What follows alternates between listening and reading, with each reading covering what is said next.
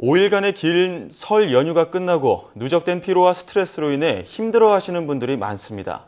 명절 전후로 나타나는 이른바 명절 증후군 때문인데요. 네, 이 시간에는 전문가와 함께 명절 증후군의 증상과 극복 방법에 대해 자세히 알아보겠습니다. 서울대병원 가정의학과 박민선 교수 전화로 연결되어 있습니다. 교수님 안녕하십니까? 네, 안녕하세요. 네, 명절 잘 지내셨죠? 네. 네, 명절이 끝나면 어김없이 이렇게 명절 증후군이 찾아오는데 주변에 보면 저도 그렇고요. 명절 연휴가 끝나고 일상에 다시 적응하기까지 참 어려움을 겪는 분들이 많이 계신데요. 이처럼 명절 증후군이 나타나는 구체적인 원인 무엇입니까?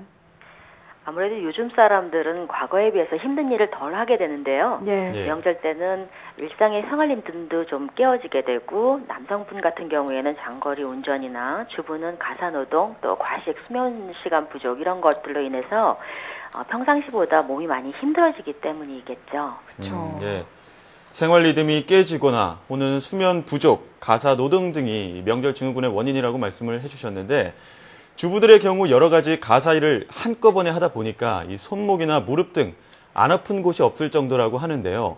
때문에 심한 경우에는 이 명절 전부터 스트레스를 받아서 소화 불량이나 두통을 겪는 경우도 있다고 하던데 이 명절 증후군 증상 구체적으로 어떤 것들이 있습니까?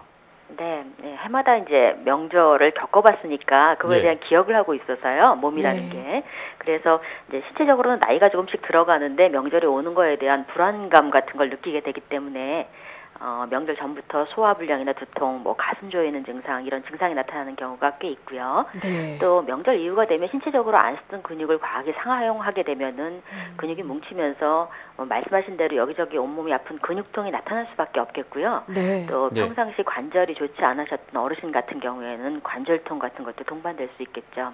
네. 또 이제 오랫동안 안 보이다가 가족들이 모인 자리에서 좀 감정적으로 불편한 문제가 생겼다면 이전에 얘기한 그 감정적인 부분에 의해서 생기는 소화불량이나 두통, 복통 이런 신체 증상이 더 악화될 수도 있겠습니다. 네, 이렇게 감정에서 오는 것들이 더 문제가 되지 않겠습니까? 예. 그런데 명절이 끝나면 바로 일상으로 복귀하기 때문에 이런 증상들을 그대로 이렇게 놔두면 혹시 마음속에 병을 키우게 되는 건 아닐까 걱정이 되는데요. 실제로 명절 증후군이 질병으로 이어지는 경우도 좀 많이 있습니까? 네, 가능합니다.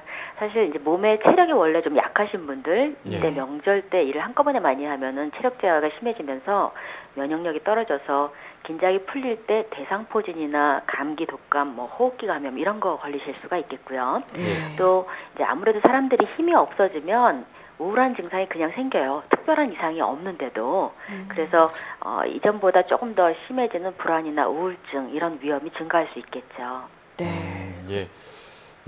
또 명절 연휴에 외로운 독거노인이 극단적인 선택을 했다는 안타까운 소식도 전해졌는데요. 명절 후에 자녀들이 다녀간 빈자리를 보면 이 어르신들의 허전함, 이 허탈감이 더 크게 느껴질 것 같습니다. 어르신들의 쓸쓸한 마음을 달래드리려면 어떤 방법이 좋을까요? 네, 아무래도 이제 나이가 드시면 젊은이들처럼 바쁘게 일상으로 돌아갈 필요가 없어지기 때문에 그때 이제 스스로의 가치나 이런 거에 대해서 회의하기 쉬워지고요. 또 이제 자식들이 돌아가고 나면은 외로운 생각이 좀 더 진해지면서 우울감이 더 심해질 수 있겠죠.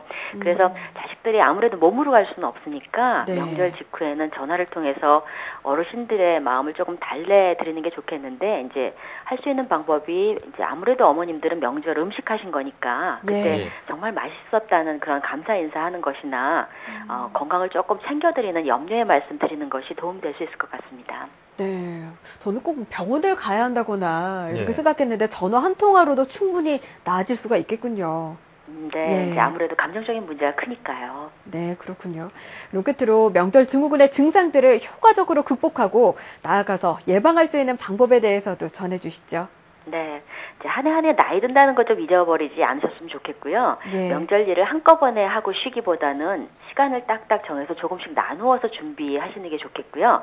또 이제 주부들 같은 경우에는 명절이 오기 전에 미리 명절 직후에 스스로를 위안할 방법을 준비하는 것도 한 방법입니다. 그러니까 자기가 좋아하는 음악회라든가 운동 등 이런 취미 활동을 이제 명절 이후에 약간의 휴식 이후에 바로 할 수 있도록 일정을 미리 만들어 놓는 거죠. 명절이 지나면 이제 자기를 위안해 줄 수 있다는 것이 이제 생각이 드니까 조금 더 명절을 편안하게 지낼 수 있게 쉬울 것 같고요.